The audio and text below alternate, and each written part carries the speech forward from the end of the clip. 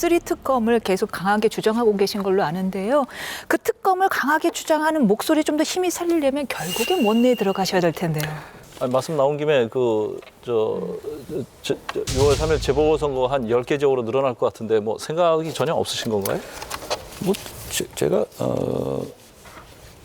지금 한 1년 넘게 계속 저는 민주당과 실효성 있게 싸우는데 나름대로 최선을 다하고 있어요. 그리고 그게 지위가 있고 없고에 따라서 일을 하고 안 하고의 차이가 있으면 안 된다고 생각합니다. 좋은 정치가. 그런데 뭐 그걸 지금 제가 미리 말씀드릴 단계는 아닌 것 같아요. 어디가 나오는 건지도 확실치도 않고. 다만 저는 뭐 좋은 정치, 좋은 세상 만들려고 정치하는 거기 때문에 그 과정에서 제가 할 수 있는 어떤 직위라든가 있으면 그건 당연히 제가 도전할 수 있습니다. 근데 미리 뭐 그걸 상정해 놓고 하고 있지는 않습니다.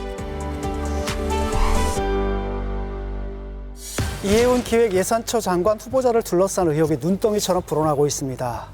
통일교 인사로부터 또 고액 후원을 또 받으셨더라고요. 이해운 후보자 문제는 어떻게 매듭지어야 한다고 보십니까?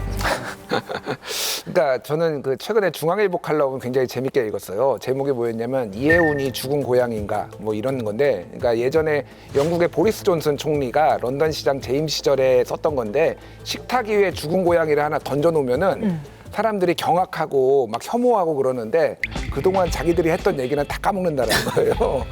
그래서 지금 이해운을 던져놓고 뭐 김병기 물타기 하는 거 아니냐, 예를 들면 각종 의혹을 물타기 하는 거 아니냐. 지금 청문회가 19일인가 앞으로 한 열흘 정도 더 두드려 맞으셔야 돼요, 이해운 후보자는. 근데 너무 많이 나왔다. 저는 최근에 특히 위장 미혼? 위장 미혼? 그러니까 아들이 실제적으로 7개월 전에 결혼을 했는데, 그리고 전세 집까지 구해놨는데, 그런데 청약을 위해서 가점이 커트라인이 74점이었어요. 근데 아들이 결혼을 하면 69점이 돼서 아예 지원조차 못하는데 74점을 받아가지고 80대에 37억에 사서 지금 한 100억 가까이 되거든요. 이게 시댁 차이만 50억, 60억을 본 이게 좀 너무 결정적 아니냐, 사실은. 그거 사실 청약 취소 사례 아니에요? 이거는 청약 취소 사례예요. 그렇죠. 예, 저는 그렇게 보는데 이거는 불법에 가깝다, 제가 보기에는. 그래서 이게 선을 넘은 것 같아요, 제가 보기에. 뭐 이루 다 거론하기 어려울 정도인데, 참 시아버지 공천으로 국회에 들어오셨는데 그 참 좋은 집안의 배경으로 정치를 시작하셨으면 아름답게 마무리를 하시지, 왜 또 민주당에 가서 국힘에서 5번 공천받을 동안 안 나왔던 문제들이 민주당 가면서 다 터져 나온 거 아니에요. 자업자득이에요. 민주당한테는 오히려 호재 비슷해진 느낌이 있어요. 그냥 모든 걸 다 덮어버리는. 그러니까 국민의힘에서 공격하는 것도 사실은 정당성이 많지 않게 됐죠. 그동안에는 아무 문제 없고, 또 더군다나 이분이 또 한때는 바른정당에 계셨잖아요. 그리고 뭐 이런 적절하지 않은 예시지만 사실은 간첩이 뭔가 이렇게 접근할 때는 외로운 사람을 찾잖아요. 네. 이해운 의원이 국민의힘에서 외로운 사람이라고 생각한 거죠. 외롭지 않았어요. 얼마나 챙겨줬는데요. 잘 아시잖아요. 재작년에 공천할 때 그 공관위에서 엄청 챙겨주신 분이 있었잖아요. 그래서 된 거 아니에요? 두 분 다 제끼고 훌륭하신 분들.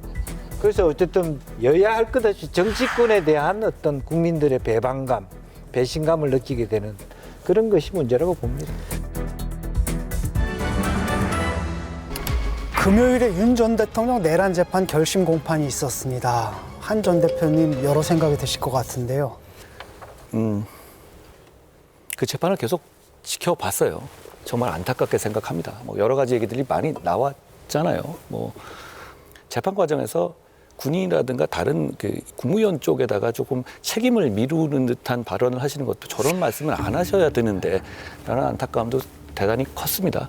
그렇게 생각해요. 저 계엄을 예방하지 못한 것 정말 죄송하게 생각해요. 그리고 또 지금 우리 당에서 이제 저에 대해서 굉장히 비토 생각을 가진 분들이 계엄 자체를 옹호하시는 분들도 굉장히 많았잖아요. 근데 그 단계를 일단 좀 넘어가지는 것 같아요. 계엄 자체는 이제 옹호할 수 없는 단계까지 온 거죠. 많은 분들이. 그런 분들도 그래도 탄핵은 안 했으면 좋지 않았을까 감정적으로 이렇게 생각하시는 분들도 많이 계세요. 근데 저는 지금 생각해봐도 그게 윤 대통령이 결국은 군통수권을 놓지 않을 생각이었고 그런 위험성 때문에 전 탄핵에 불가피했다고는 생각합니다만 또 감정적으로 오늘 전 여러 가지 조언해 주셨다시피 팩트와 또 인식은 좀 다르니까 아니 그래도 그걸 안 했으면은 정권을 이런 무도한 정권한테 뺏기지 않았을 수 있는 거 아니야? 라는 감정적인 어떤 상처가 있다는 것도 제가 그거 잘 알아요. 그러니까 그 점에 대해서는 제가 좀 죄송하게 생각해요.